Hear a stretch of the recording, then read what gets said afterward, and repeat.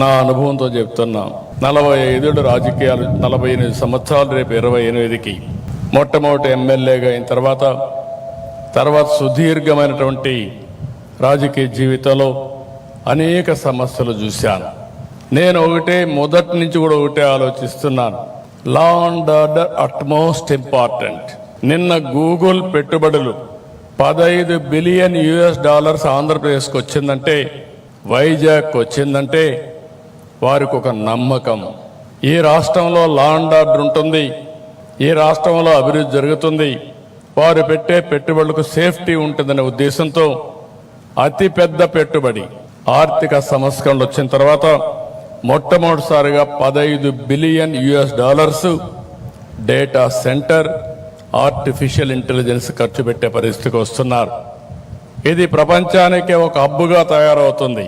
ఒకప్పుడు హైదరాబాద్లో hitech city, ఐటీతో ప్రారంభించిన నేను ఈరోజు ఆర్టిఫిషియల్ ఇంటెలిజెన్స్, అదే మరిగా డేటా సెంటర్తో, గూగుల్తో విశాఖపట్నం ముందుకు పోయే పరిస్థితి వచ్చింది. ఇవన్నీ ఒక ఎత్తు అయితే, సమాజంలో అశాంతి సృష్టించడానికి కొన్ని రాజకీయ ముసుగులో కూడా కొత్త నేరాలు చేసే పరిస్థితికి వస్తున్నారు.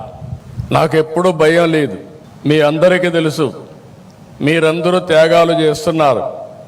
మీరు చేసిన త్యాగాల్లో ముందున్న వ్యక్తి నేను.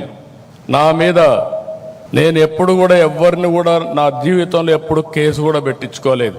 కానీ రాష్ట్రంలో లా అండ్ ఆర్డర్ మెయింటైన్ చేయాలి, ప్రజలకు భద్రత కల్పించాలి, ఎట్టి పరిస్థితుల్లో ఉపేక్షించకూడదని రాజీ లేని పోరాటం చేశాను.